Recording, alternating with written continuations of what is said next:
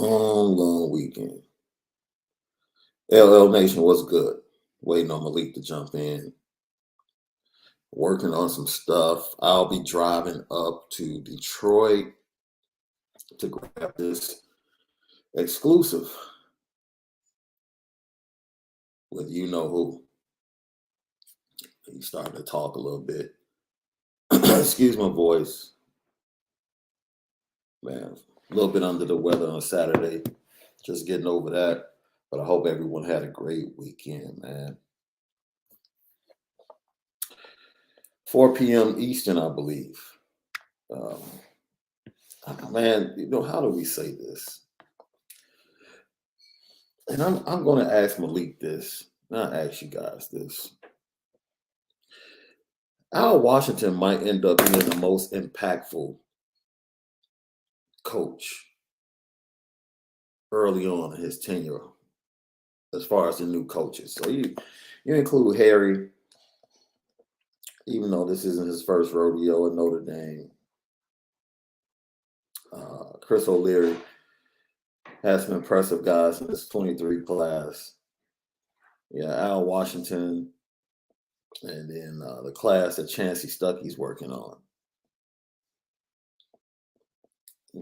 Really want the impact, like who's making the most impact recruiting wise. I mean, we have to wait for the season to start to see who makes the most impact when the bullets start flying, but you have to be happy with what you're seeing from Al Washington as a coach. Now, one of the best things we knew coming out was that the question was not about recruitment when he was the linebackers coach at Ohio State, right? Because he arguably put together two of the best linebacker classes for Ohio State in the previous two cycles. You were worried about development because even though he was kind of out of place at linebacker coach, the players didn't develop well under him. The linebackers didn't get better. He comes back, defensive line in Notre Dame, which is really, that's his spot. He really knows how to coach, and he definitely knows how to recruit. And if he pulls off another 4-star today in Owen Waffle,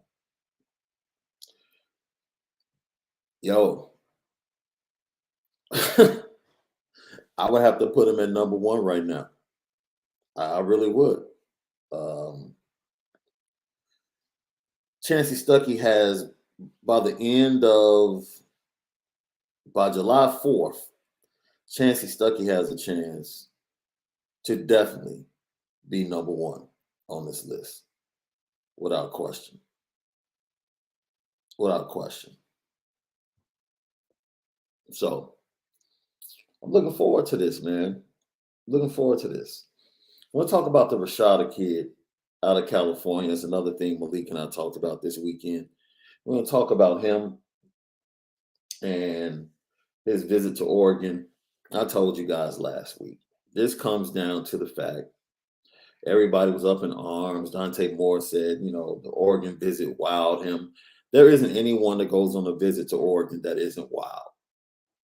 Like, that never even affected me. Like, fans were like, oh my God, what does this mean? If you went on a visit to Oregon as a high school kid, you will be wild, without question. Like, that, dude, it's just one of those places that you go as a high school student, and when you go there, you're going to be wild. So with all of that being said, the original Lucky Lefty has joined us.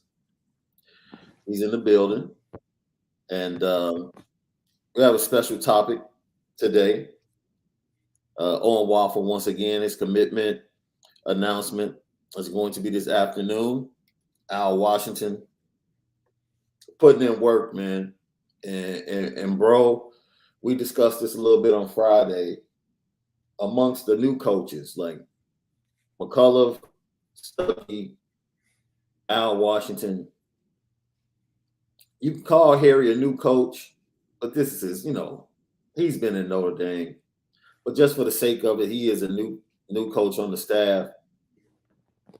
Who do you think is making the most impact out of those coaches? Oh, man. from a recruiting standpoint, you got to go out Washington. But even Mike Mickens, I think Mike Mickens is playing some big time. What do you call it? Big time minutes in the recruiting game. Getting the transfer of Brandon Joseph, being able to hold down and build a stronger secondary, which we think will be a highlight of this year, especially from most improvement standpoint. Yeah. I think the secondary and what Mike Mickens is putting together back there is something special.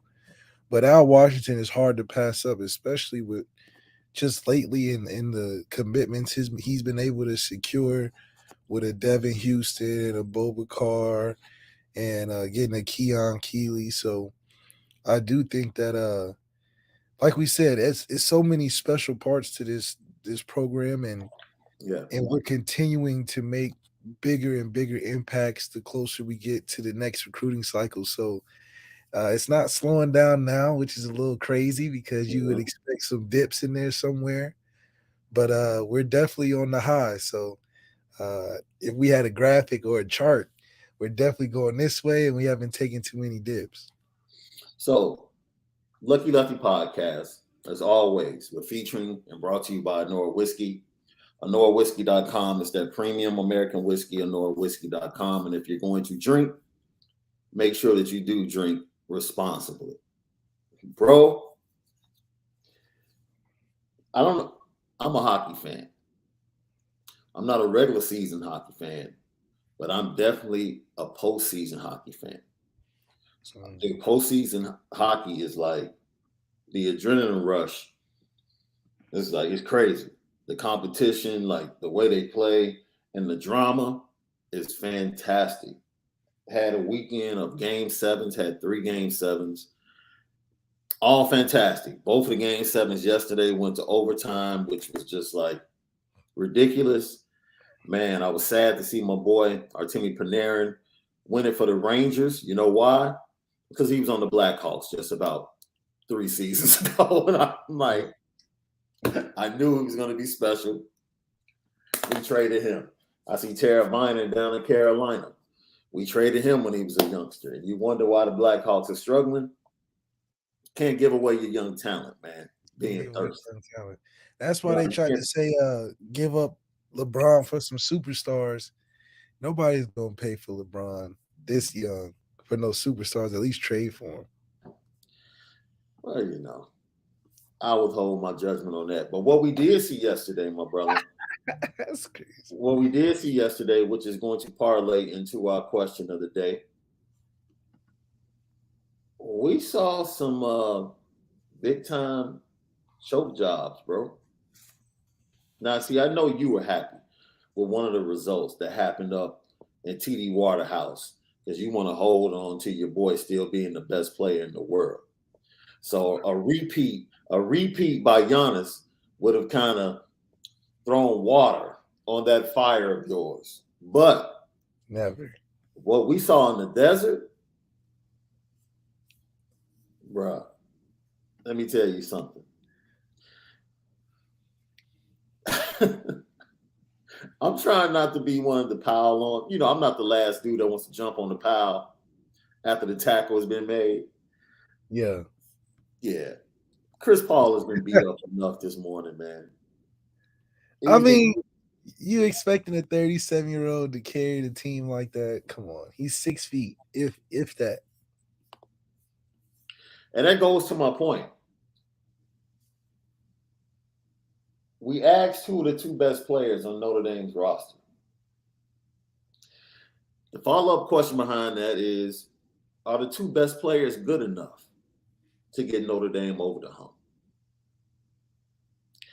See, because you talk about it. At this point, Chris Paul has to be your third option on a Yeah. championship team. Yeah. On a Has championship to, team, yes. has to be Yes. your third option.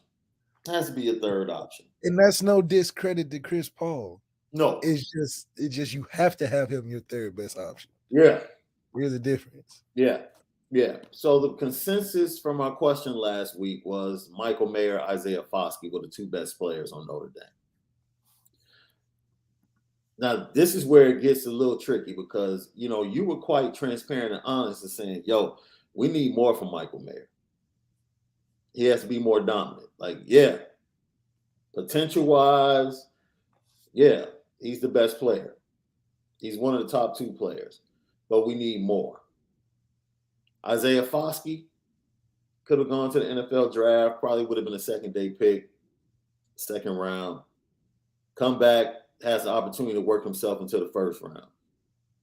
But are they both good enough to be those guys that get Notre Dame over the hump and eventually to a national championship? I don't know. I think if you had to put Will Anderson or Isaiah Foskey in terms of importance to their team, I think we see what an edge rusher looks like that's championship impactful to their team. I think Foskey is a very, very, very, very good player. But am I thinking of Foskey in the same light of an impact of a Chase Young where you showing up in New York? He's got the talent for it, but the impact in the game isn't as much as I would want to see. Yeah. So yeah, he's the type that I was almost surprised he had as many sacks, because I'm like, okay, that makes sense, but I'm trying to think back to which one of them 14, 13 sacks was the game-winning touchdown or the game-winning sack or the big third down sack that I can't remember. So maybe that I got to watch a little bit closer. But when you come to think about also a tight end's impact, we saw the impact that Georgia's tight end had for their offense, because it was like without him, it wasn't an offense. not that we don't have other capable guys on the offense, but he was just clearly the best pass catcher on that side of the ball, perhaps on the field at that time, just because of the way he was making plays. It was a couple drives where Bowser was getting double team, triple team, catching in traffic, hit, running into the end zone. Like that's screen popping type of plays. Michael Mayer will give you that throughout a game, but I just specifically remember Bowser catching over 2 guys in the championship game, catching in traffic, just being a go-to guy in their game. So I think Foskey and Mayer are great players. I think they definitely are needed on a championship team. Do I think they get us over the hump? I'm still out on that. But I do think they give us the 10, 11 games that we need to get into the playoffs every year. Lefty Podcast. So let's talk about the timeline and what it's going to take to get over the hump. And, I'll yield to you on this, because I've never been on that field. I don't know what it's like to be in between those sidelines and in between those hashes and in between those yard lines. I have no clue. I don't know what 10 yards looks like standing on the field. Like, it sounds real simple. Gain 10 yards and 3 downs. It sounds real simple. But unfortunately, teams can only do it at like a 40% clip. And teams that do it at a 40% clip are doing it really well. So in order to take that next step, is it talent? Is it mentality? Or is it luck? Like, what is it going to take for Notre Dame to take? Because they've been there. Like, they've been there. They've gotten to the dance. But the next hump is probably the most difficult hump to get over. What is it going to take? I think it's going to take your all-star it-factor quarterback and maybe another all-star impact player on the other side of Isaiah Foskey. I think if you look at all the teams that are in the championship the last couple of years, especially the teams that have made dynasty type of runs, there are always noticeable DNs and noticeable quarterbacks on those championship teams that went on to be the first rounder that we all knew that they could be. So you look at Alabama every year, you get guys like a Bryce, a Mac, a Tua, a Jalen. But defensively, you got guys like Will Anderson. You got the guys from what's his name? I keep forgetting the DN's name.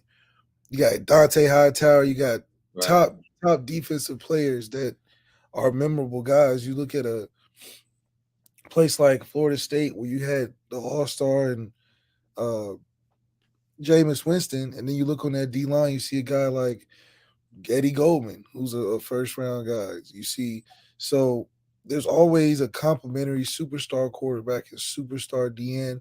Ohio State is famous for it. You got your Chase Youngs, your Justin Fields, your Dwayne Haskins, your Vernon Golsons, your Marcus Freemans of the world, even at linebacker. So I think for us, we need an it factor at that quarterback position, and we need another superstar opposite of Isaiah Foskey to really uh, give us that edge that I think we need. I think we got all the other pieces from a good talent standpoint, but that good talent has proven to get us only so far. But I've yet to see a team that had an all-star superstar quarterback and an all-star superstar defense in and not have a chance in the end. So basically, you're saying we need more screen poppers. Like We talent have screen has poppers though. We got, if you talk about make a play, you can close your eyes and point to anybody on that offensive defensive side, skill position, and be like, okay, they can give me a play. But give me a guy that's sitting in New York, that's a whole different story. We need guys that are just one, maybe two, yeah, preferably at that quarterback or that DM position. And you're in a good spot because if you're sitting in New York, you're probably sitting in the playoffs at some point as well. yeah. Jermaine Hargraves, thank you for tapping in. You can't blame the lack of impact on Foskey. Chase Young wasn't asked to drop into coverage as much, if at all, like Foskey. Foskey made impact sacks and fumbles all season. We were saying that he shouldn't be dropping in the coverage. We've been saying it all year. So We've been saying that he shouldn't be dropping no tail. but I think I'll jump in here. I'll jump in here and try to explain where we're coming from. We agree, but that's not an excuse, No. right? The dude comes out the first play from scrimmage and gets a sack in the Fiesta Bowl, and then disappears. It has no more impact plays, and then pops up in the fourth quarter and makes 3 impact plays. So it's like, why are we getting these lulls? Like, For a guy that's getting 14, 15 sacks a season. because Will Anderson is wrecking havoc every series. Every play. Even if he doesn't make the play, he's wrecking havoc every series. Now, You just see him back there. Yeah, you it could just be see coaching. It could be how he's used. We're not here to argue that. No. We don't understand why he was being dropped into cover so much, but we've said the same thing about Dalen Hayes at times in the past. So that is what it is. Ultimately, to take that next step for him, he has to be able to make plays in the run game, impact. He has to be able to make plays on third downs consistently. And even if he doesn't get sacked, it needs to be impactful to the point where that team is chip blocking, like scheming for him. Yeah, teams ain't scheming for Foskey. They just scheming for all the pressure that we building, which is different. I don't think any team is schemed specifically versus Michael Mayer. I think teams have had times, okay, in this situation in the field, they're most likely going to go to Michael. Okay, we got something for it. But I don't think any team is like, man, we're not going to win if we don't stop 87. I think it's fair to say that the wide receivers and their lack of production and route running and not getting separation could have had an impact on Michael Mayer. Could have. It's fair to say that they could have. I'm not sitting here looking at the film. But it's fair to say if you don't have wide receivers that consistently get separation and people know that Michael Mayer is the main dude, that most defenses will say, well, we'll jump him initially. We'll jump him out of if anything we're gonna do. Because of the offensive line can't hold up. So if we take him away early, it's gonna be good for us. Not that like, oh my gosh, he's gonna catch touchdowns all on us. It's like, look, let's just get him out early. And then now they're gonna panic because now they Yeah. don't have much to go to. Yeah. Yeah. So Jermaine, I agree with you as far as his usage. You're right. You don't see guys like Chase Young being dropped into coverage. You just don't see Notre Dame. What's up, my dude? Malik, why would a quarterback like Moore hold off on giving a verbal? If he likes ND or knows he's going to ND, he can still take all the visits. Oh, by the way, I'll be in LA the 16th through the 18th. That's right. For the Elite 11. Looking forward to it. Be there, finals. Looking forward to seeing Dante perform. Well, a lot of it is you the number one quarterback, so you get the luxury of taking your time. You know, I think with that also, I mean, you also making a huge decision as a number one quarterback because you don't want to mess it up either. Because Bryce Young was committed to the USC until the last second, and then he ended up flopping to Alabama. And even with him being committed and the number one guy, he still flipped at the end. So I think if anything, Dante has not only the luxury to choose when he wants to, but he's taking the time that I think every quarterback, if they have the luxury of choosing like that, you should be able to take your time. Notre Dame's not going anywhere. You know, they need a guy whether he commits or not. So they're waiting on him, and you know, we're not going to find at this point a hidden gem that will take commitment over him. So we pretty much got this class figured out, top to bottom. It's just about adding the last pieces. So if anything, I'm glad that he's making them sweat, make them continue to recruit. That's how you really get down to the nitty gritty. And you know, like I said, if you're the number one guy, you got all the time in the world. So and Notre Dame, it's safe to say Notre Dame's kind of busting that cherry. Yeah. Right? Because we have time. That first one is always it's a difficult. Everything gets easier after that. But that first one, because you don't really know, you don't have game, you don't know what game is, you don't know how to spit, talk up on it. You don't none of that. Because we've got, I was a top guy, Tyler's a top guy, but we ain't got no top guy that like, okay. Not like that, no. Not like guys that like, okay, we know he's a number one guy in the future. Right.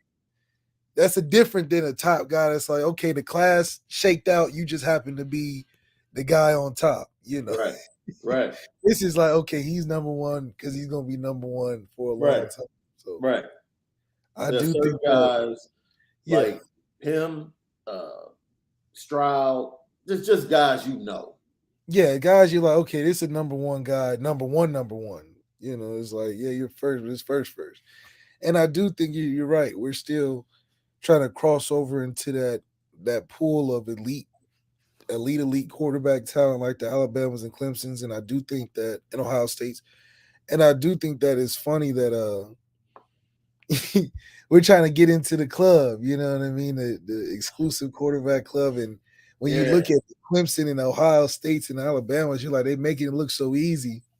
Well, that's because, like you said, they already got the river flowing.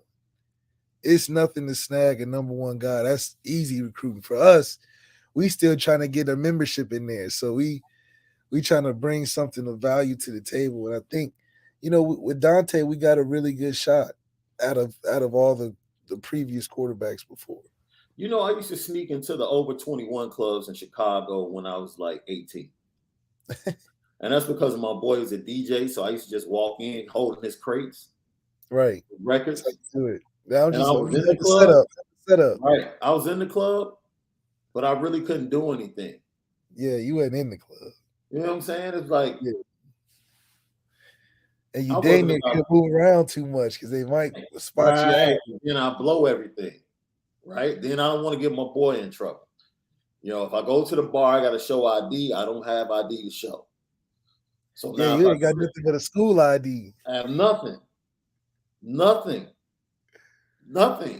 And so no credit card, nothing. No tab, nothing. Notre Dame is trying to graduate from holding the crates, getting in, being there, but really holding the crates for the main guys and Yeah. just watching how everything goes. And now we're trying to step it up. We're trying to see the color. I don't know how it was in Ohio, but in Illinois, once you turn 21, the color of your license went from green to red to let everybody know, like, okay, he's of age. So Notre Dame was trying to let everyone know in this recruiting cycle that they are of age, specifically at the quarterback position. Like, okay, we are now in the modern era of recruiting where we get an impact guy at that position in our recruiting class. And now we're coming for you on the field. And it's going to take a lot. Like, it would be real easy for Dante Moore, to commit because he liked the first couple of visits, and, Notre Dame is the school that was at the top of his list. Right. But then when you have Alabama calling, when you have Oregon calling, you pick up the call. You don't ignore that. You just don't. Opportunities are opportunities. When you were coming in, bro, I was saying, like, Oregon is one of those schools that if you go, you're going to be wild. It's just too much money behind the football program. And it's basically Nike U. You're going to be wild. The presentation is going to be incredible for a 16, 17-year-old. Every time. So when Dante Moore says, man, my visit to Oregon was incredible. Yeah. Yeah. I'm 40-something. I would go there right now and be wild. Like, I need the shoes, though. I'm not leaving here without a commitment of the shoes showing up to my doorstep every time a new one comes out. That's what I need. That's it. That's it. And this is the landscape that Notre Dame is stepping into, and it's new for the fan base because we don't understand that the quarterback position has to be recruited. It's not just to grant you a Notre Dame scholarship, but you just come just because we asked you. No. And, most people will say, Nico committed to Tennessee. Here's the key because a lot of people saw Cardell Tate was at the baseball game with Josh Heupel this weekend in Tennessee. And Malik, you can speak to this. There's a difference when the guy that's the main recruiter is considered an offensive genius and you're a quarterback, rather than the guy that's recruiting you being a great guy, but he's a defensive guy. It makes you think about something. It really does. Dan Lanning out in Oregon, same thing. It's like you have to really think about what these quarterbacks are looking at, how they want to be used. And Tommy Rees ultimately is fighting against guys like Josh Heupel. He's fighting against guys like the dude out there in California. I won't even say his name.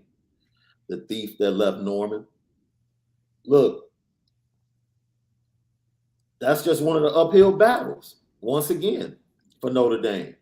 You have a defensive guy as a head coach. Nick Saban had to go through the same struggles. Eventually, he got that guy, and it started the tidal wave of quarterbacks coming to Alabama. That's right.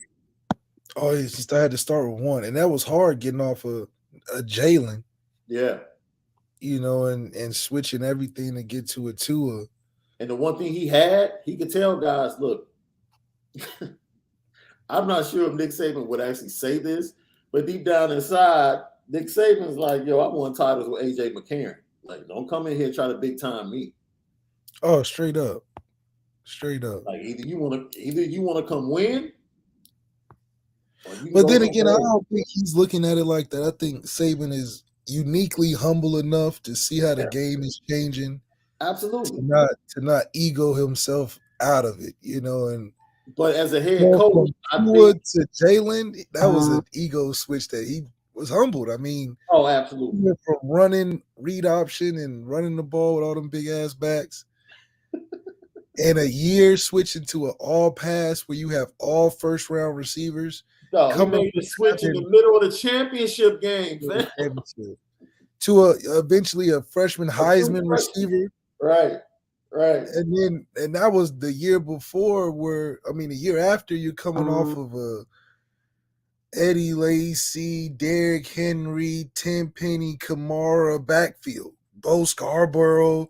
I mean, running back you and you go to quarterback receiver you in a year. That's not a lot of people can do that. That's crazy. Yeah, Jay Chillin taps in. Malik and SD, why is it so tough for ND to recruit 5-star quarterbacks to ND? I don't expect to sign 3 or 4 top cornerbacks, but we can't even land just 1 5-star. Kelly messed that up when he brought back Todd Light and didn't let Todd Light be Todd Light. So, hey, wait a minute. You can't. You that's real surface. That's real surface. You gotta let the people know. Now we talked about this. You got to keep it a buck. You got to keep it a buck.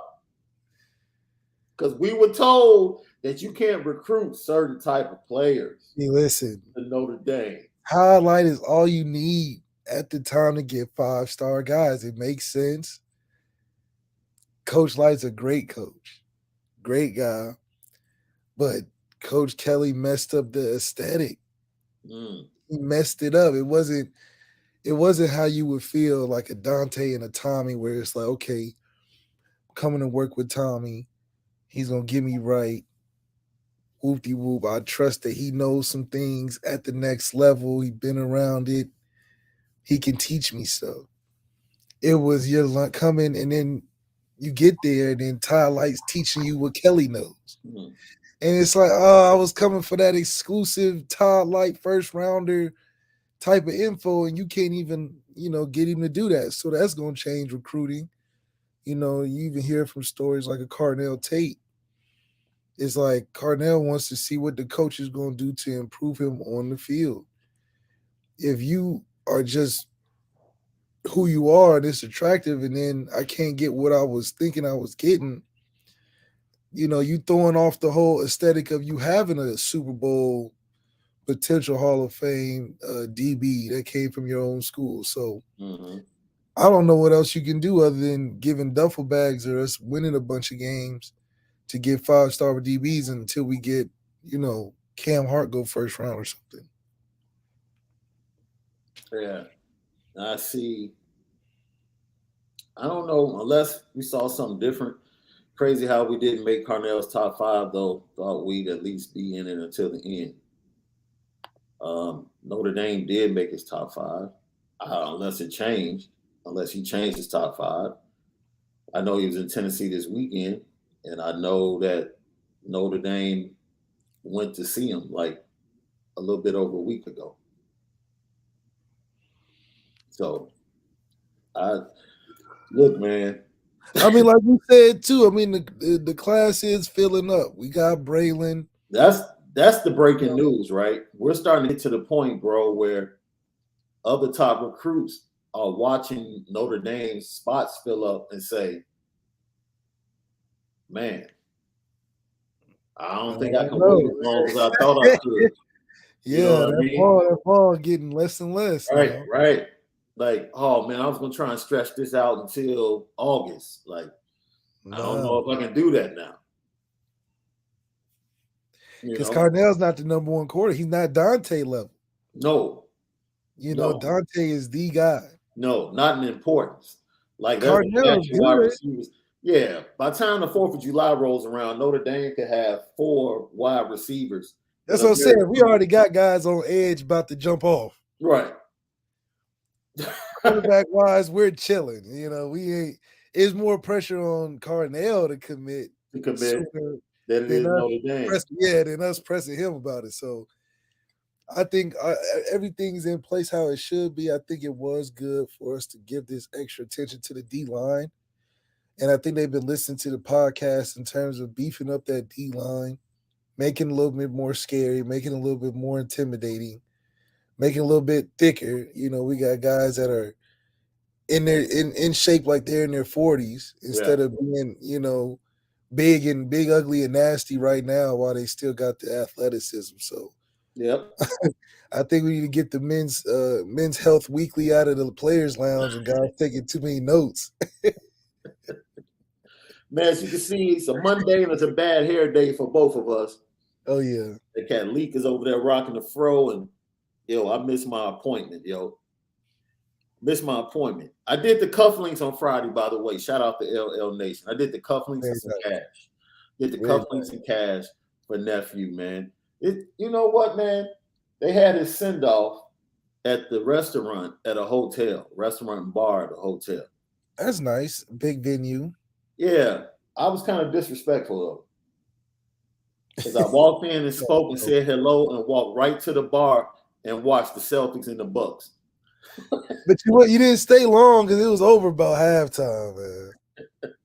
Yeah, he was like, oh, you checked the score. He said, oh, let me get back to saying hello. Yeah, my mom came out a couple of times like, what are you doing? I'm like, yo, I'm watching the game. Like, I took my pictures. I know what I needed to do. I came right in. I fulfilled that. I gave him his gift. He's good.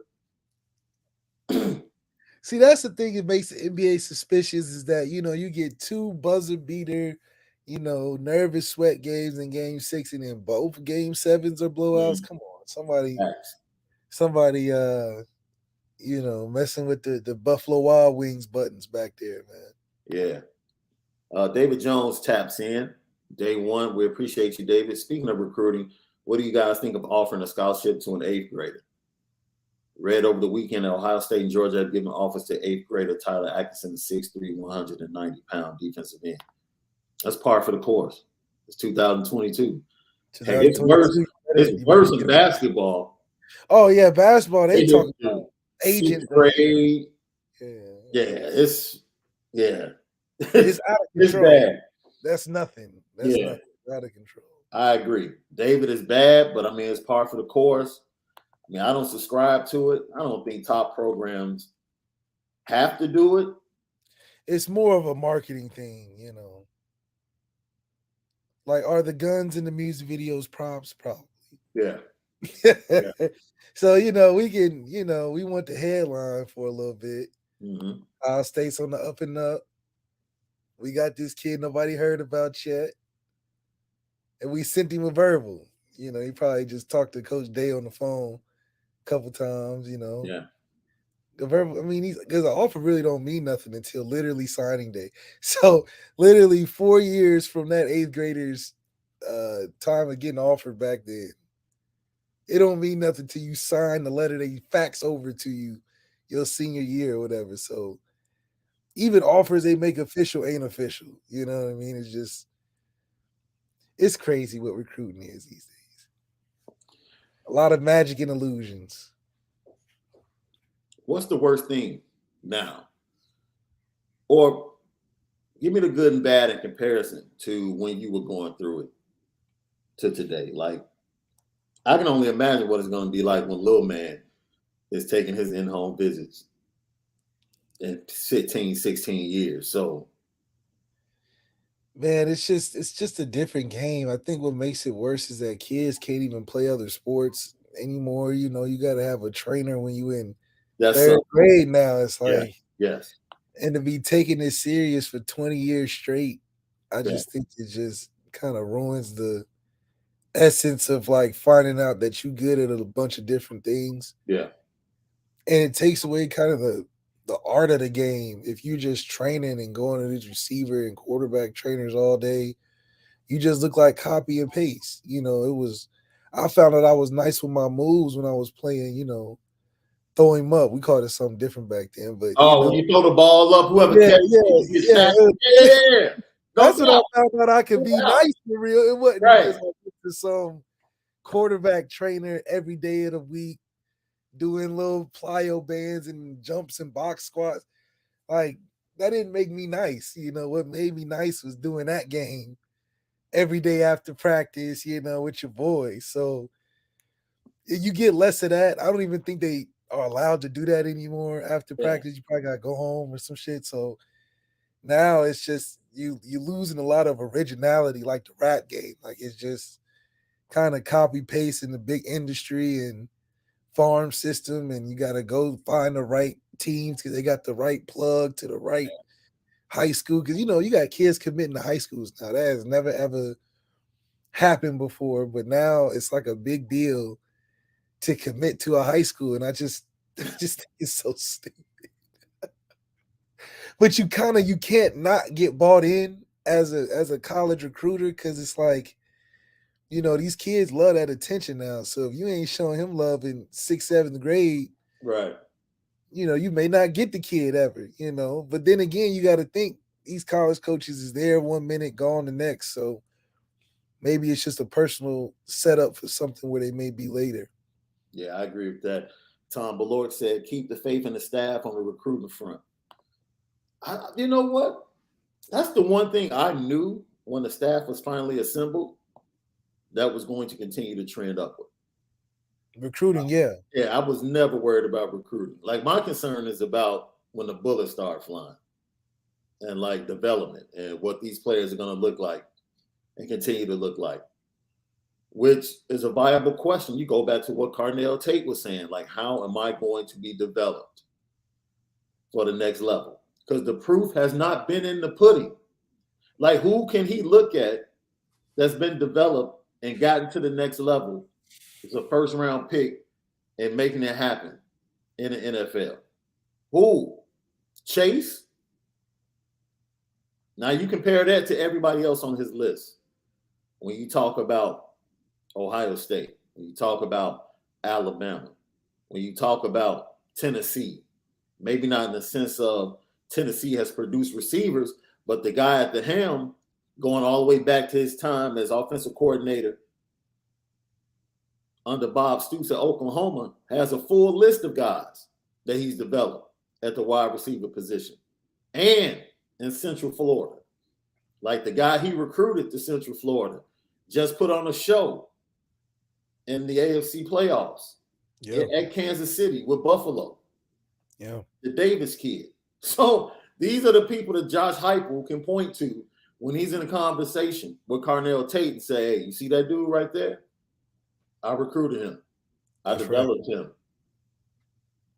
And then they pushing Nico Imavalita. These guys committed, come join, But, it does matter that we get the development piece, but I think that's what Marcus Freeman is really locked in on his recruiting, is getting guys that can actually teach something other than being great recruiters. I think the falsehood of what we had at Notre Dame for so long is that we had great recruiters as assistant coaches, not great position coaches. So it's a difference when you can get a guy that can sell you something real good, but then can't fix the car, So it's like we got mechanics and we got car salesmen now, and they damn near do the same jobs. So Marcus Freeman is building his auto shop up right.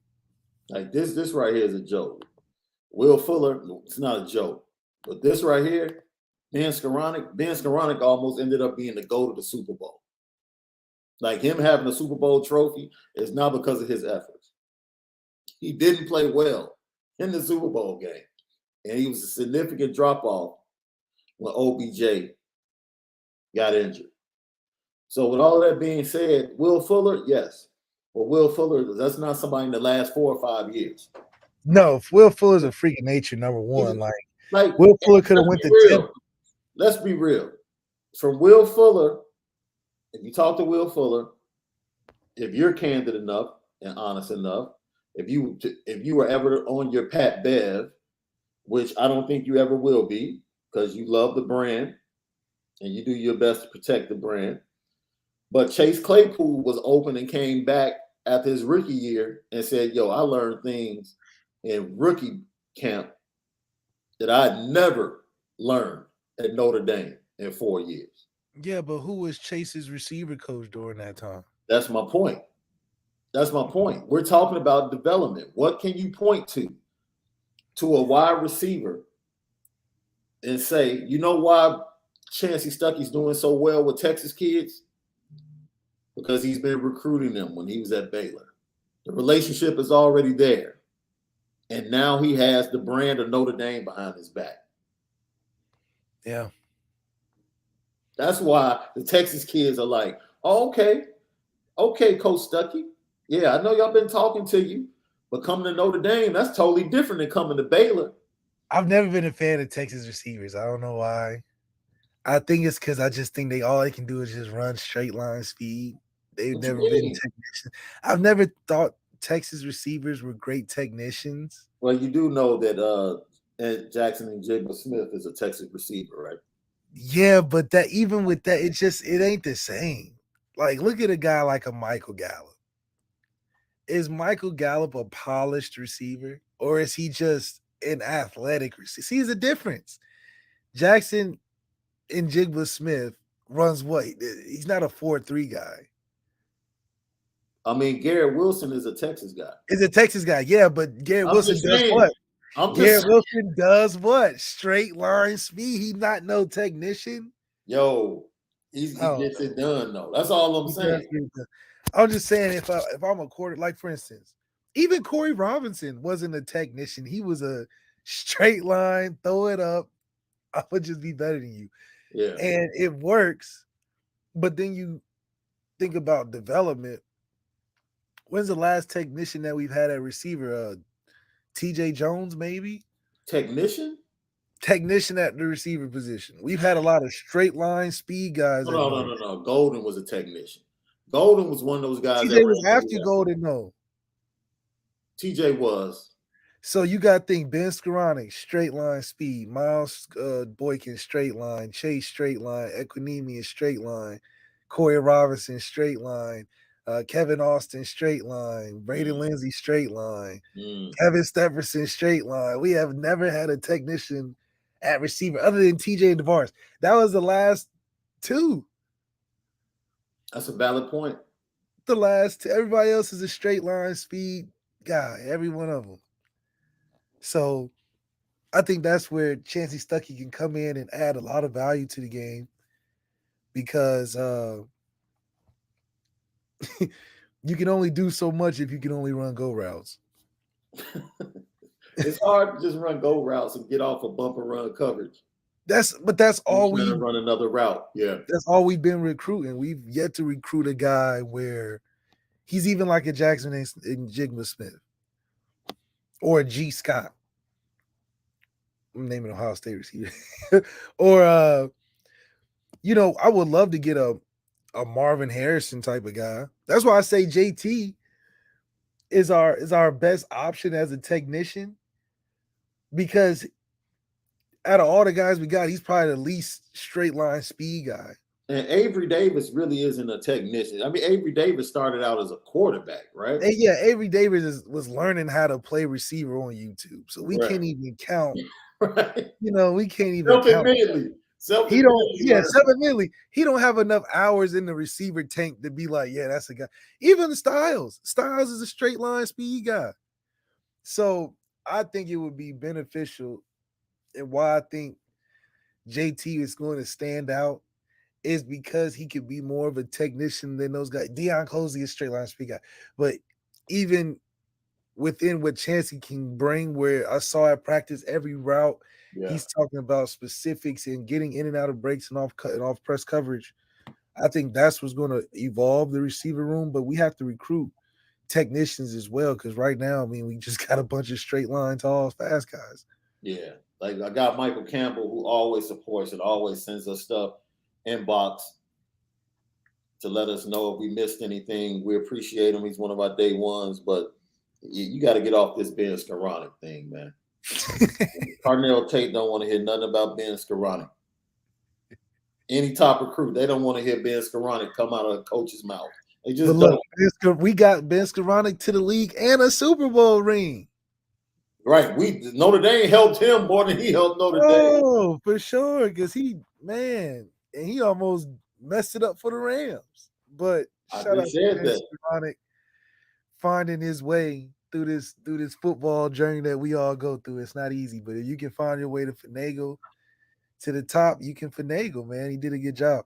But I do think the evolution at the receiver position has to come in at some point to help our quarterbacks out, because we're not even matching up the quarterback to the receiver style that we got. With the receiver style we got, we need a big arm guy that can miss in a good spot and give guys chances. we're recruiting receivers. I mean, quarterbacks that can't do that. Do the opposite. It's like more short, underneath, throw 5 and out. Some slants. Those are the guys we recruit at quarterback, and then the receivers we give them are big, tall, fast, throw it down the field, 50-yard guys. So our identity on offense is what I always say is important. The last time we had identity was 2015, 2016. After that, they didn't know what they wanted to do because the recruiting showed they didn't know what they wanted to do. So, and you see the result when we do have technicians and what happens to them. Lawrence Keys transfers, Michael Young transfers, CJ Sanders transfers. Shit, the way it's just the way it's been going. So I do think they that go somewhere else and become productive. It's not like they fade. They go to other places and become productive.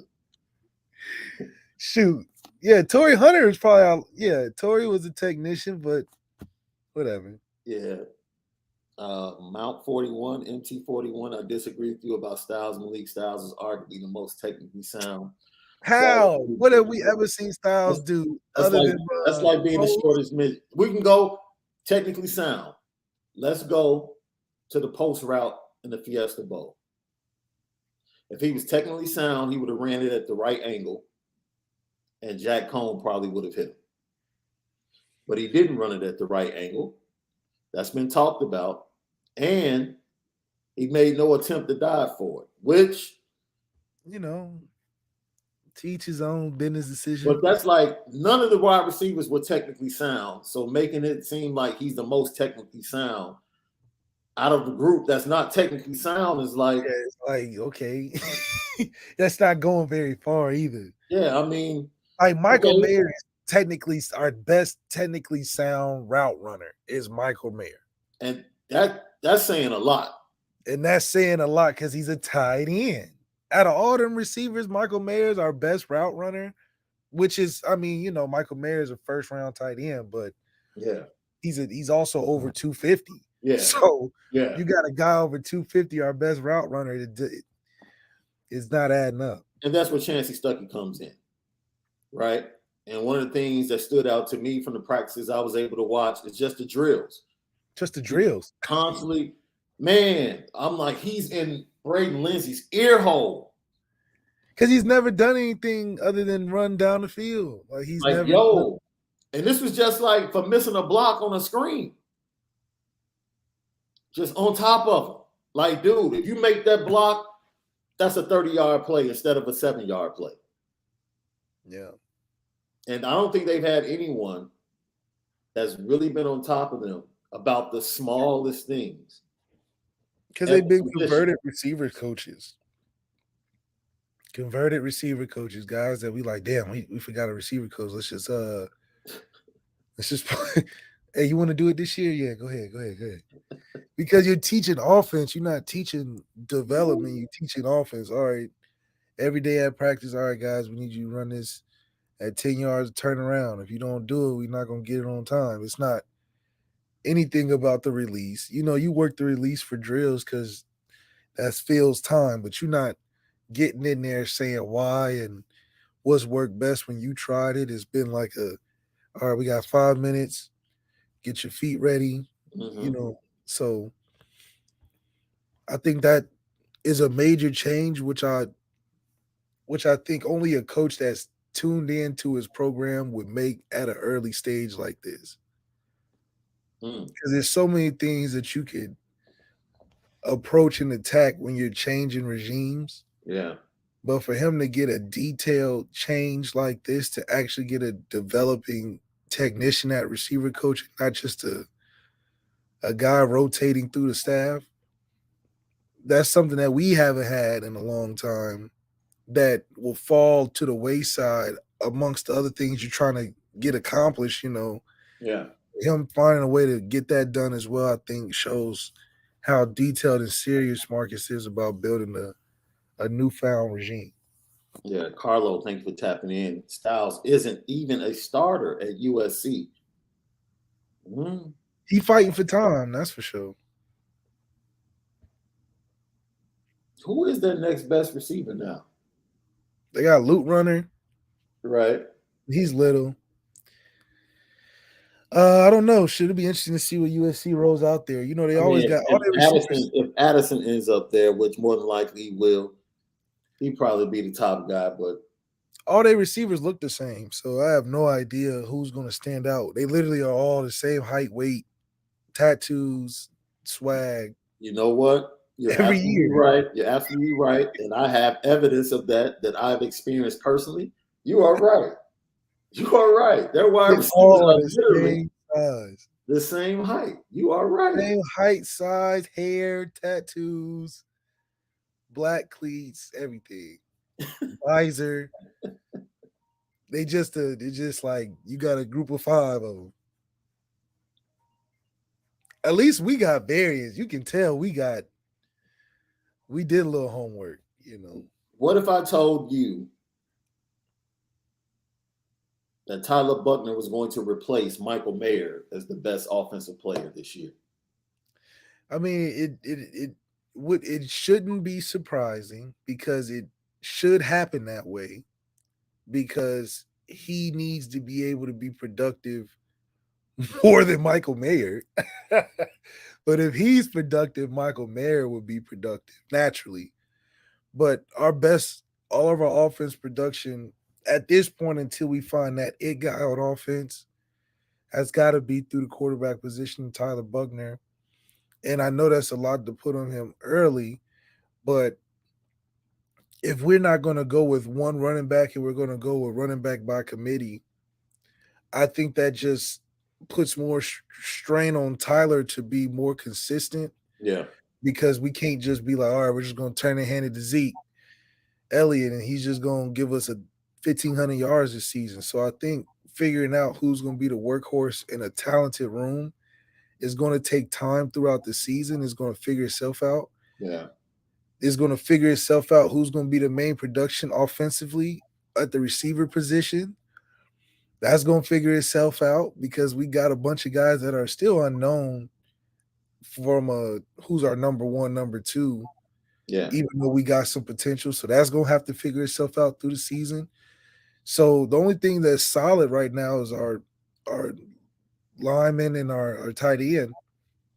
But if Michael Mayer is the best offensive weapon, we're not winning many games this year because Michael Mayer can do so much when we're trying to beat Alabama. So we need Tyler to be on his P's and Q's. He needs to be the most productive player on offense because that'll show that everybody else is getting the chance to be productive until we figure out who's our Zeke Elliott, who's our number one Will Fuller or something. So basically what you're saying is you guys were able in 2015 to be explosive because even though you had straight line guys at the wide receiver position, that was coupled with a devastating running game. Yeah, I mean, hell yeah, it wasn't 2015. You had no questions who the go-to guys were when the chips were down. Yeah. And everybody played well off of that. I felt like I was the best production on the offense for everybody else, and it showed. Even the USC game, getting guys opportunities to make plays that, wouldn't be able to show up. I mean, when I was in there, the USC game, everybody touched the football. Even in the LSU game, the Texas game, 7 different receivers caught the ball, 3-4 different ones had touchdowns. So yeah, that's the production that Tyler needs to have to showcase that we actually have good talent on our offense as well. Outside of the fact that we just know from their recruiting, I think having a balanced quarterback to be able to do a lot can help a Michael Mayer out, can help a Lindsey out, because these are guys that, in basketball terms, can't create their own shot. Yeah. Creating your own shot. I think we saw a lack of that in the Phoenix game yesterday, right? When you had a team in the game 7, when everything gets tight, that has guys that can get to the bucket, create their own shot, and create shots for others. And at the quarterback position, it's key to have someone that can create shots pre-snap, create shots when things break down, and create shots when the play is just lining up perfectly. You know, that's like when Jack you have a guy Cohn. like, yeah, Jack Cohn was like a Pete Maravich in today's game. right. Like Pete Maravich in today's game would not be an NBA All-Star. Yeah. But he got some game where he can make plays for other guys, throwing the ball 60 times. He was on his Pete. And that's how we got to see, okay, our guys aren't developed at the receiver level. Right. So we got to really extensively see that because we had a guy like Jack who isn't an all-star, but the man got enough skill to run the show a little bit. What's our NBA comparison for point guards and our quarterbacks? Well, I look at Drew Pine almost like a Kyle Lowry.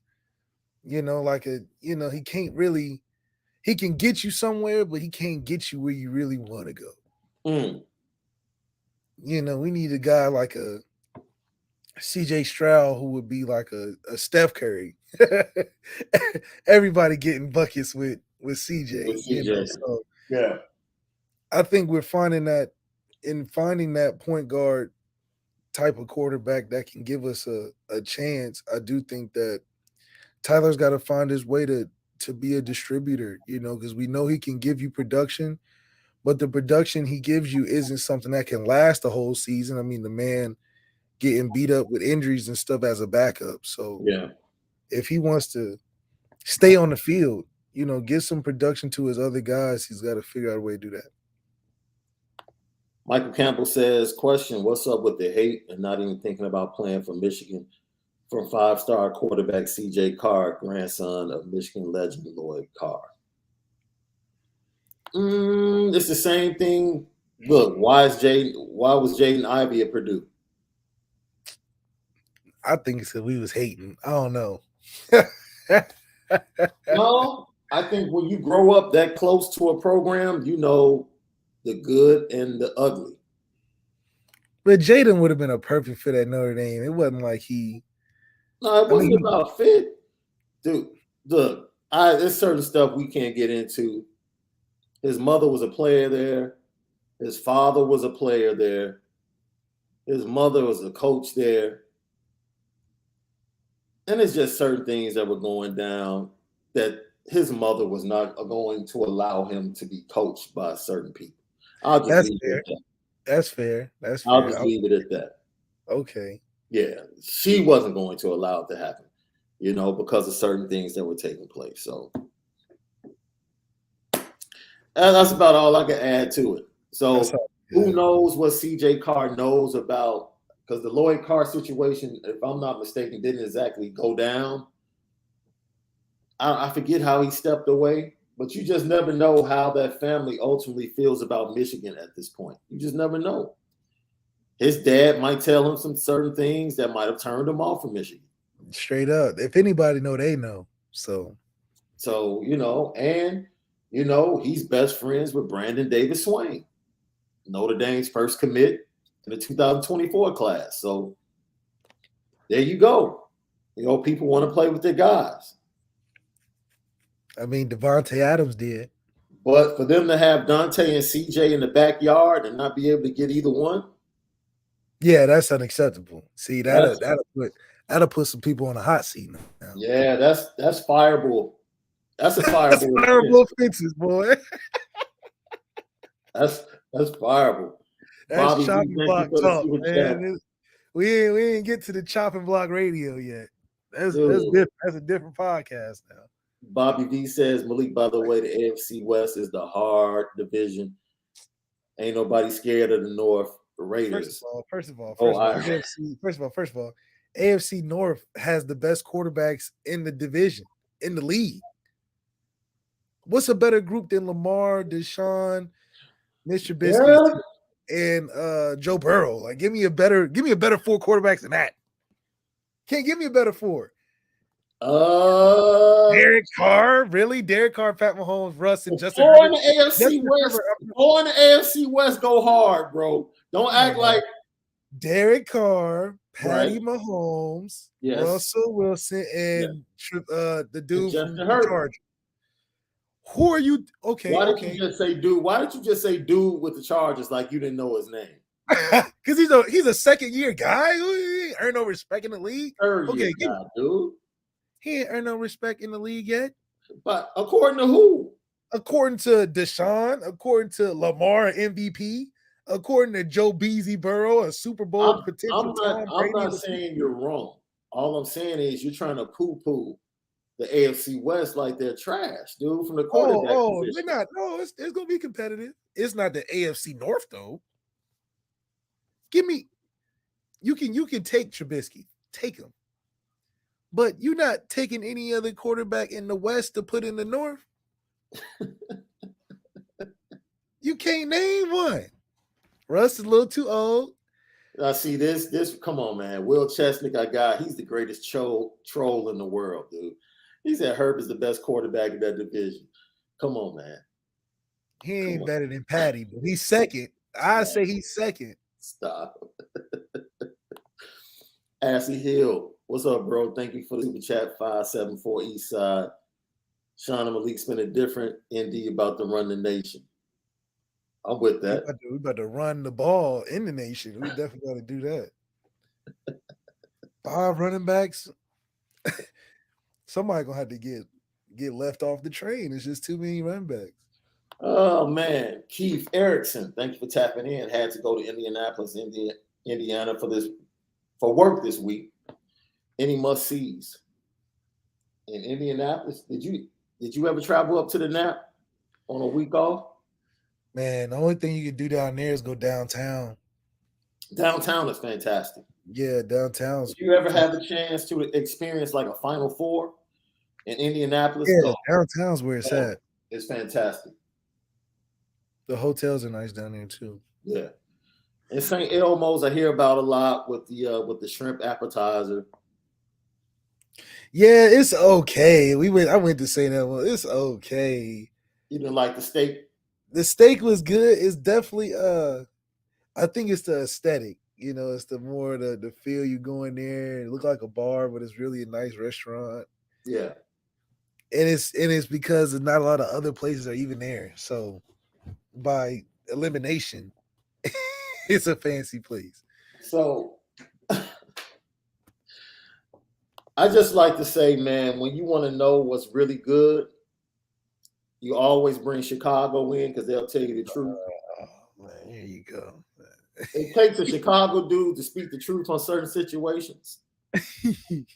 And that's what we got this morning. So I like to play this clip. Oh shit. Everybody please hang around because this is going to be the best part of the show. Best part of the show. You know it is, bro. You absolutely know it is. Because you know what time it is. Special edition of Petticoat. Chicago edition. Petticoat. Petticoat Junction. It's time to get petty. Oh, we did a good job executing. Are you upset with something? And fire up the Petticoat Junction train. I just don't like you. You don't? No. What is today's petty historic? Petty Junction.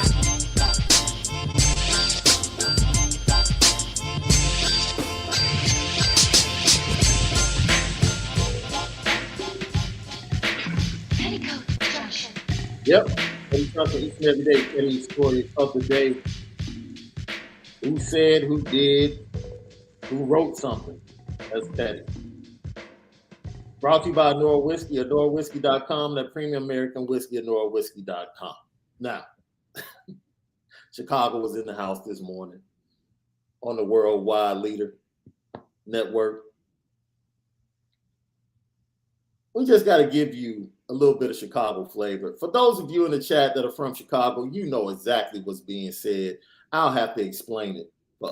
You a game 7 with everything on the line. Everybody know you got to show up. But how did you look at him before? What I looked at him is, I still look at him as a star, but let me be very clear. I still looked at him as a star. I had him as one of my top 5 league MVP candidates this year. What type of star? The 5-point star or the 6-point? Because there's a difference. He's a 6-point star, and I've never seen.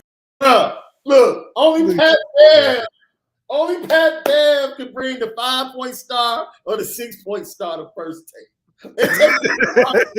It takes a Chicago dude to bring the look, man. What type of star is he? Is it a 5 or is it a 6? Yeah. There's a difference. If you know, you know. If you know, you know. If you know, you know. You gotta love Patrick Beverly. As for Pat Bev, it would definitely be a 6-point star. Definitely be a 6-point star from Pat Bev. We talk about Devin Booker and what level of stardom he's reached in the NBA. I just had to show that clip. That was funny. But this is why my man Pat Bev is on the petty train this morning. Ain't nobody worried about Chris Paul when he played Phoenix Suns. Nobody in the NBA. But what did I just say, though? And I'm just letting you know how NBA players feel and think. I believe you, but what I'm saying He's is... finessed the game to a point where he gets all the petty calls, all the swipe throughs at the end. I mean, this guy is out, man. We gonna be honest? We want to be really honest? Yes. He should have fouled out. He should have fouled out. The last game, too. You see the replay against Brunson, hit him on the shoulder, hit him in the mouth, ref don't call anything. If that's me, review it. Flagrant 1. If that's him, they don't call it. So let's not get it twisted, man. He should have fouled out. He can't guard. He literally can't guard. He can't guard. Yeah. He can't. Chris Paul can't guard anybody? Is that what you say? Did you see that? No, he can't. Everyone knows that. Excuse me. No. I don't know that. I haven't heard anybody tell me that. Because you haven't suited up. You know, guys don't like to tell you all the truth. You know that. Because they scared what you going to take with it. No, he's right about that. They will lie. I don't care. He's honest. They will lie. That is true. He's not lying about that. CP can't guard nobody, man. Everybody in the NBA know that. Everybody know that. Guard anybody. What we call them? Cone. You know what you do with cones? Like when in the summertime, you got a cone. You make a move. What does the cone do? Stay still. Exactly. Yeah. He's a cone. Stop playing, man. Everybody knows that. Everyone knows that. It's just y'all don't want to accept it because. No, I don't accept that. No. I'm saying again, if you're taller than him, you know, you can shoot over him. Obviously, that's an issue. But give him the Ben Simmons slander. Give him the PG-13 slander. Give him the slander that you give everybody. Come on, Steve. But obviously, nobody thought Chris Paul was no defensive stopper. Called him Cone, man. Well, Chris Paul will tell you he a cone. He ain't gonna look. Chris Paul don't even be taking shots in the fourth quarter. Called him Cone. I think Patrick Beverly reads the newspaper clippings, and every time he gets a chance, he just remembers what the newspaper clippings say. Dude, he called that man a cone. He went on to also say that Chris Paul was a top 10 point guard, which I agree with. Yeah. I agree with. Yeah, he's definitely top 5. This whole point guard thing, like, dude. John Morant really don't got no outside of, he got the Derrick Rose, Russell Westbrook athleticism, but he really don't got that game that you would need, you know. What you mean game? Like, you lost me a little bit. You said John Morant? Like, for instance, I think Anthony Edwards has more game than John Morant. We're talking like 5 years down the road where athleticism wanes. I think Anthony Edwards has a better game than John. John just seems like if he can't out-athleticize you, what else is he going to do? Luka, if you stop Luka to the basket, Luka got to step back. This is where I disagree and push back. You do realize that John Morant has been playing on like a 70% knee all year, right? I agree with that. Okay. So he hasn't been playing at his elite athleticism. His B athleticism is better. I'm just saying. He's the most athletic player in the league, not healthy. So it ain't getting better. I'm just saying by year 4, they're going to be like, damn, this man is Blake Griffin. Blasphemy, man. He'll be like Blake Griffin in the next 4 years if he don't start getting a little step back or a little, perimeter game. Because he's not like Carl Anthony Towns, who it's okay if he doesn't have a 3. It's like a surprise. It's like, okay, you adding that? Okay. Like Jokic, I don't think it's a surprise. I think the cat's out of the bag. That shooting threes for big man is kind of like just a part of the game now. Because Jokic makes them so easy, but that's just a part of his game. Yeah. But he's also a 7-footer, so it's like impressive. Yeah. John can't shoot, and he can only dunk.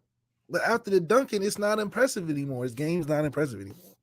You do realize that you missing a total boat on this dude, right? Because let me go back. Wait a minute. See, this is when people become like caught in the moment. Right? Let us go back to the previous year when Ja Morant built his name in the playoffs, and it was built on his dribbling skills and his mid-range game and the floaters. Wait a minute. Hold on. Let me finish. Go watch the play-in game where he sent Steph Curry to the crib. Sent them home. Then go watch the series against Utah. His first NBA series when he was killing Donovan Mitchell in Utah without the dunks, strictly with ball handling in the mid-range game, pull-ups, and floaters. This year, he improved upon his three-point percentage because he had to, because he was dealing with a knee. He came back early from the knee to lead his team to the second-best record in the West. This is his third year, and people are judging his game after 3 years. Do you want me to go down the list of dudes that had an undeveloped game after 3 years in the NBA? Michael Jordan had an undeveloped game 3 years into the NBA. Undeveloped. Do you really want to go down the list of players after 3 years that still had game to work on? Was Michael Jordan the face of the league? LeBron James definitely had things to work on after 3 years. Wait a minute. Lord knows his pull-up game, his jumper was huff after 3 years in the NBA. Huff. Are we going to keep it a buck?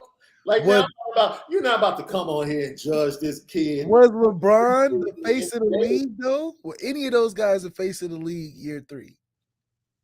LeBron wasn't not the face of the league? Ja Morant was the young face of the league this year. Bro, Ja Morant isn't even the face of Memphis. Go to Memphis, dude. That dude doesn't have billboards up in Memphis. Ja Morant's definitely the heart of the city because Memphis was nothing until he got there. Once again, people talking about athleticism. Go watch the series against Utah. That had nothing to do with athleticism. Pull-up jumpers and floaters have zero to do with athleticism. Anybody can do it one time. Who can do it in the playoff series? Come in, stop. Kawhi, my guy Kawhi. Stop. That's like saying you're projecting. Because I want to make sure I get what you're saying right. You're not saying he doesn't have game. No, he got you're game. projecting 5 years from now. You're saying he's gonna get that Russell Westbrook. I'm not disagreeing with you on the Anthony Edwards thing, right? Because I can sit back and say I think LaMelo is gonna have more game than both of them in 5 years. Maybe. You understand what I'm saying? If we're projecting, you know what I'm saying. But you're not about to sit up here and like disrespect. Like, dude, so what? That's like saying his game is only athleticism.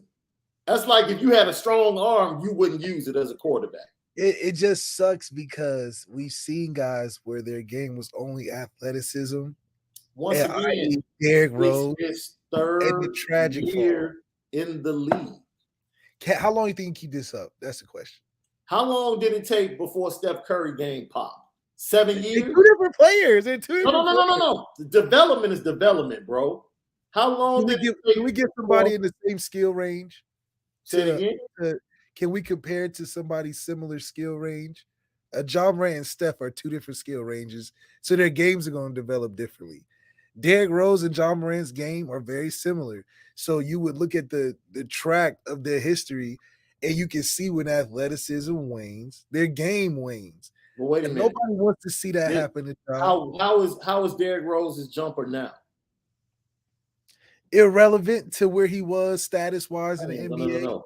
Did he develop a jump shot? Trey Burke got a better jump shot than my guy Derrick Rose. Man, I'm done talking. Okay, Derrick Rose has a solid jump shot Dude now. just shot 40% from three-point range 2 years ago, back-to-back seasons. Yes. Now stop. What I'm trying to tell you and what I'm trying to tell the people that have not laced it up in a highly competitive environment on a basketball court is that there is nobody that comes into the NBA that has a developed game. Anthony Edwards' game is undeveloped. His handle is still shaky. He still has a shaky handle. He has to develop that. And if he doesn't develop that down the road, he won't improve. Carl Anthony Towns finally got to a point where his game was further developed this year. That's why he took a step. Yeah, Give the kid 5 years to Derrick Rose didn't have a chance to take the next step because he got hurt before he got to that development. Okay. If Ja gets hurt before he gets to that stage, then fine. Do you think he'll play? But if he's forward? healthy and he gets the opportunity to develop his game, he's going to develop his game like great players do. Do you think Ja will be able to get through a season healthy moving forward? I don't think so. I think he'll be sitting out games every season moving forward because of his athleticism. Well, I don't think Ja has. This is the problem. I think people coming to the NBA, and this is what something I have to give a shout out to CP3 because of his connection to LeBron. They came into the NBA knowing that they wanted longevity and they had to take care of their bodies. Cats like Ja and Zion Williamson, same class, number 1, number 2 picks. I don't think they've learned that lesson yet. I don't think they've really learned, man, I got to take care of my body, even in the off season, to prepare. 82 games is a long, forget the playoffs. Yeah, forget the playoffs. 82 games is a long season, my man, especially when all you've done your whole life is play 20 in grammar school, 25 in high school, 30 to 35 in college. Now you just explode to 82 and you haven't been used to taking care of your body on a consistent basis? Nah. And it takes that next step in knowledge of self.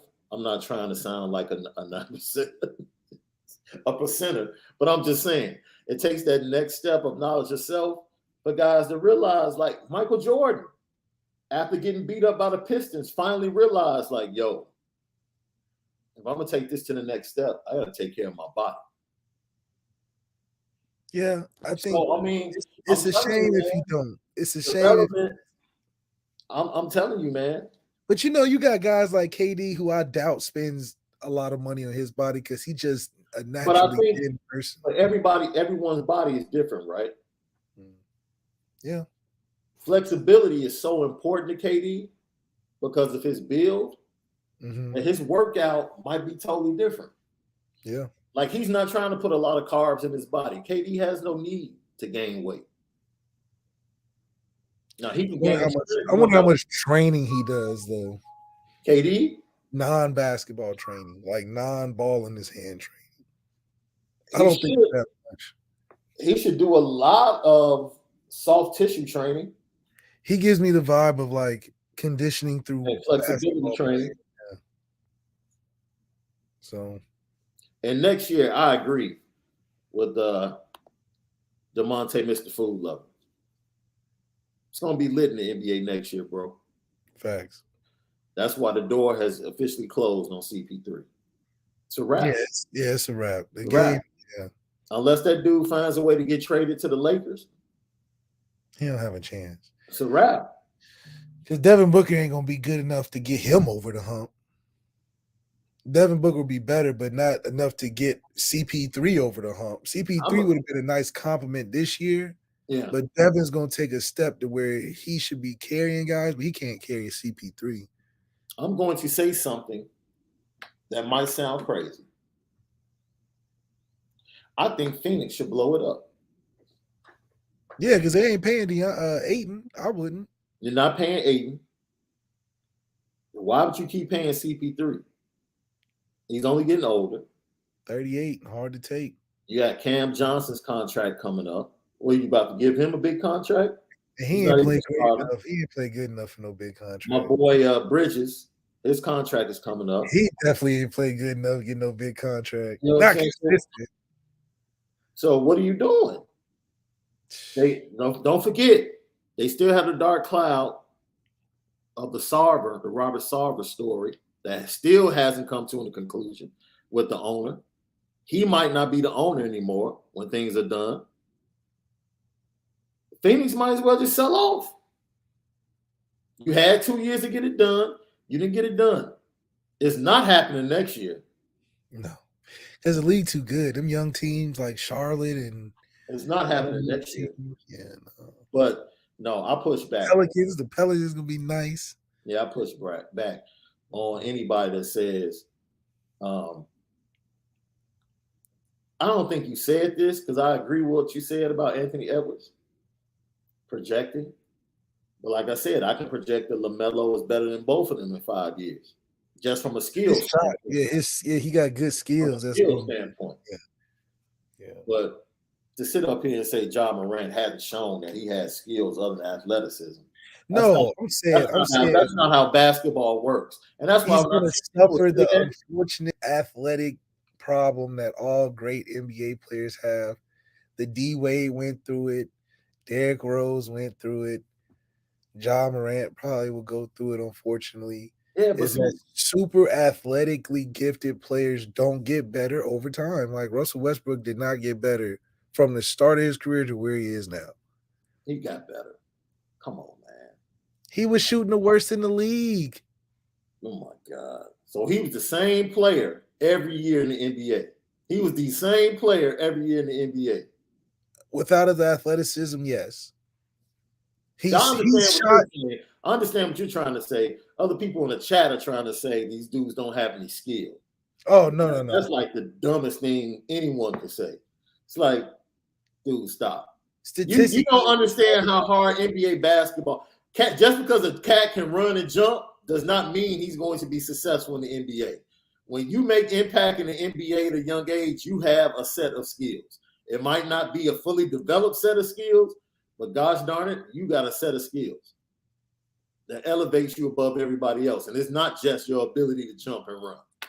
And by the way, it's super petty to see James Harden fall off the cliff like this. No, it's not. Spend money to get yourself right. He's been on the edge. He's been on the edge for about 3 seasons. Man, stop. So eventually, somebody was going to push him off or he was going to fall off. It was one or the other. You knew it was coming. Yeah, that's unfortunate. But, yeah, I agree with you. Anthony Edwards, and for me, LaMelo, Anthony Edwards, and Luka. And Luka, yeah. Yeah. But I don't know. See, I don't know if Luka is actually, like, I forget who said, somebody was like, yeah, this might be the beginning of the dominance of Luka. And I'm like, I don't know about dominance. Because Luka could score 40. Right? But like Pat Bev said today, who is he defending on Golden State? Who is he chasing around screens in that series? Nobody. Because all them boys is running. Jordan, Clay. Right. And Luka's lazy. We already know he's lazy defensively. So who is he chasing? Just a bad matchup for them. Yeah. Yeah, because they can't. The difference is how it's just going to be a bad matchup because Draymond running him up and down the court. Yeah. Yeah, man. But we'll see. And, get your boxing gloves on for this boxing match in the East because this is about to be a straight defensive, physical. I just like the Celtics, man. That's hard for me to say. I like their team, man, because I like their two young players. I really do. They've been together the longest, really been sticking it out. So this is their third Eastern Conference final. People really don't realize that. No, yeah, they've really been together for real. They've been together and they've been successful, and they've gone through experiences, and to overcome KD and Giannis in back-to-back series. They definitely have taken the right journey, through the hot obstacles, and Yeah. So like they got more of the NBA fate on their side than the Mavs, in my opinion. Yeah. So we'll see. We'll see if that cat Jimmy Buckets can get it done, man. Tobias Harris, really? Yo, and shout out to man, that guy took 23s yesterday for the Celtics, bro. Grant Williams said, I'm sending y'all home. Hey, bro. Can you imagine somebody giving you the freedom to take 23s in a game? I'll lose my mind. Man, if you came in, let's say you didn't get hurt against Virginia, and you all walk into Clemson that next I'm game. beating Deshaun know I'm beating him. Deshaun know I'm beating him. And Coach Kelly said, Malik, we throwing the ball 45 times this game. I was like, Coach Kelly, you not thinking with your right head, man. You talking about throwing in a monsoon? I tried to tell his ass that the North Carolina game, and he over here got Deshaun out here throwing bowling balls in the rain sideways and shit. He did try to come out early in that game and throw the ball around like. It's like he made decisions despite knowing that he should have just put me in there because I just fit those situations the best, you know. Yeah, man.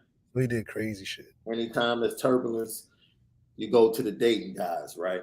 Hey, when you want to revive a program, a team, a season, a podcast, put the Dayton guy on there, sprinkle something on Dayton on there, man. Man, Lefty Podcast. That's a good point, man.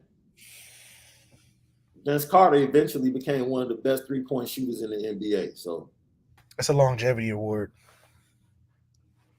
An award? It's a longevity accomplishment. Hey, Jason Kidd, shout out to Jason Kidd. Great coaching. Great coaching. I'm pulling for Jason Kidd to face off against Ime Udoka in the finals. That's what I'm looking for. I want to see it. And Jason Kidd, who didn't have a jump shot, I think he's like fourth all time in three-pointers made in the NBA. I'm just saying. It's up to – I don't care what sport it is. Fans can talk. Fans can say, I predicted this. It's up to the players. Whether or not their games develop, it's not up to us. It's whether or not they put in the requisite work. If you put in the work, you can develop a game. If not, you put in the work before you got your chance. Did you not? Yeah. Lefty Podcast, man. Spend it different today. We'll talk to you guys tomorrow at the same time.